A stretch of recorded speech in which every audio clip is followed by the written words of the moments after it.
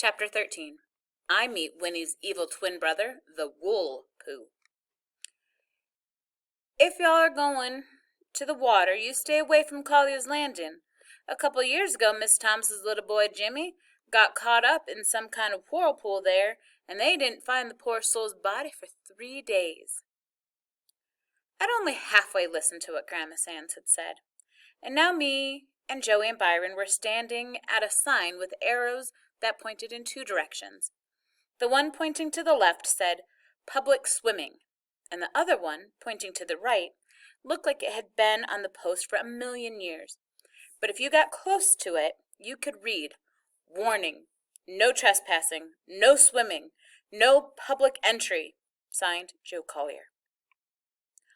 "Oh man, Collier's Landing," I said. "Let's go." I knew Joey wouldn't like this, but I figured me and Bi could talk her into coming and not snitching. Joey said, Kenny, you heard Grandma Sands tell about that little boy getting lost in the water. What was that thing called that she said got him?" Daddy Cool said, "Didn't you hear what she said, Joey? She said he got caught by the Wool Pooh." "Is that a fish?" Joey asked. You know who Winnie the Pooh is, don't you?" Me and Joey both nodded. "Well, the Wool Pooh is Winnie's evil twin brother. Don't no one ever write about him, 'cause they don't want to scare y'all kids. What he does is hide underwater and snatch stupid kids down with him." I figured that dumb story was enough to scare me off, and he started walking in the direction of the public swimming. "If Kenny wants to take his stupid little behind down there and get snatched, let him."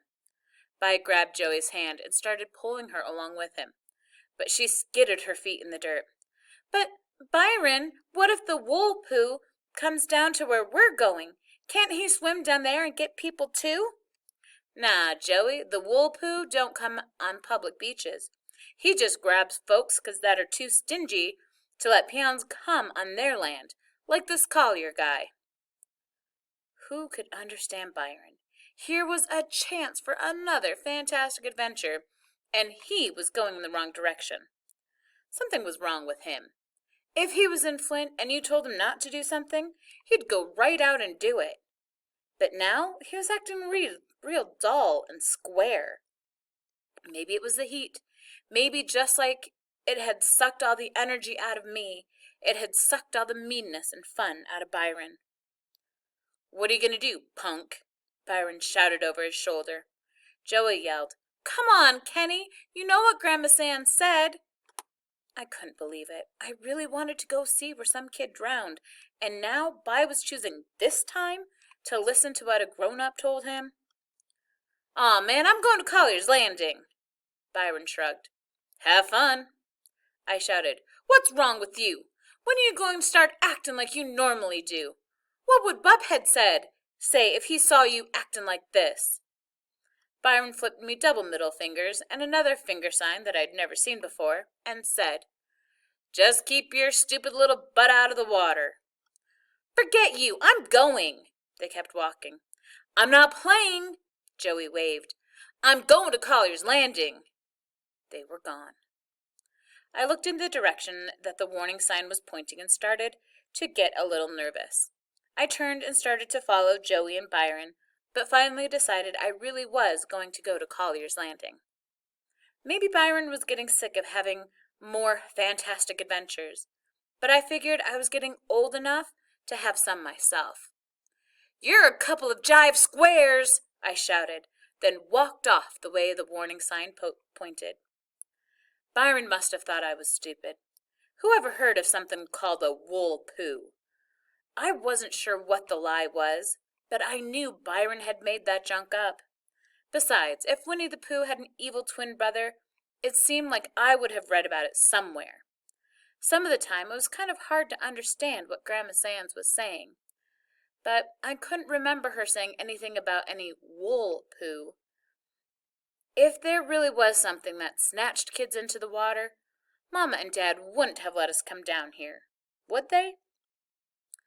I knew all that stuff, but I was still kind of nervous when I followed the little trail that went through a bunch of bushes and led to the water. I forgot all about Byron's lies as soon as I saw the water. Collier's Landing was great. The water was dark, dark blue, and best of all, it was about 100 degrees cooler. Joe Collier had put up another sign on a giant tree. Warning, danger, no swimming. 6 lives have been lost here. Bad drop-off. Signed, Joe Collier. 6? Grandma Sands had said 1 little boy drowned here, not 6. I felt dumb, but I looked real hard at the water to see if the wool poo was hiding there. I even looked up and down the shore to see if there were any strange footprints on the ground. I was kind of worried because this sign looked a lot fresher than the first one. I kept waiting for Bi to jump out of the bushes and say something like, "Aha, you little dope, I got you. I made you look for a wool poo." But everything was real calm and quiet. The water didn't even look like it was moving, but like it was breathing, going up and down, and it made a sound like the wind blowing through big trees in Flint. I walked right to the edge of the water and still didn't see anything strange, so I figured if there really was anything dangerous, Byron would have followed me here and stopped me from getting hurt, wouldn't he? Then a bell went off in my head. I knew Joe Collier put that sign up because he didn't want to share his lake with anyone. The wool poop was some made-up garbage. There's one good thing about getting in trouble. It seems like you do it in steps. It seems like you don't just end up in trouble, but that you kind of ease yourself into it. It also seems like the worse the trouble is that you get into, the more steps it takes to get there. Sort of like you're getting a bunch of little warnings on the way. Sort of like if you really wanted to, you could turn around. The first warning I should have listened to was when Daddy Cool and Joey followed the arrow to the left and I went to the right. The second warning came when I decided to wade in the water and the knots wouldn't come out of my tennis shoe laces and I had to pull and tug the shoes off with the laces still tied. After that, it's kind of hard to count how many warnings I got, because the trouble I ended up in, I must have had a zillion of them. Step by step, I kept easing into trouble until I finally was standing in the lake with the water up to my knees. I'd gone into the water because there was a bunch of little stupid-looking, slow-moving fish right near the shore, and I thought I might be able to catch some of them and make them pets. I wasn't afraid because I figured if there was a real wool poo and he was in the area, these little fish wouldn't be hanging around. Alabama fish were a lot friendlier and a lot trickier than Michigan ones. I bent over and stuck my hand in the water and tried to grab a couple, but they kept slipping away like they were covered with soap. They were right there, and I couldn't grab them. They didn't even act like they were afraid of me. They just kept swimming around my legs, even bumping their faces into me, like they were trying to kiss me. It seemed like they wanted me to catch them and take them back to Flint. After missing about 100 times, I stood up and saw the reason the fish wouldn't go out any deeper. There was a big green turtle, about the size of a football, cruising back and forth in the deep water, and he looked just as slow and stupid as the fish did. Wow, who'd want a fish for a pet when you could have a turtle? I took a few more steps out, and the cool blue water came all the way up to my arms. Getting cool all of a sudden, like this, made me bug my eyes out and suck in my breath. I made a quick grab at the stupid turtle, and zoom! He flapped his arms once and disappeared into deeper water. That quick grab was my last step. Boom! All of a sudden, I was in big, big trouble. The rocky ground under my feet started sliding away from the shore. I didn't get nervous because I knew I could flap my arms like the turtle and get back to the dirt. I looked up and saw the shore was still real close. I flapped my arms, and nothing happened. I stayed. in the same spot. Then the rocks under my feet were gone, and I was kicking in water. With the tips of my toes, I could still brush some of the rocks, but they were all slipping and sliding away from the shore. I pushed away to try to swim back, and my head bobbed under the water. All the sound and light from Alabama disappeared because my eyes automatically shut it, and it seemed like my ears were stuffed with cotton. I got a mouthful of water, but my head came right back up.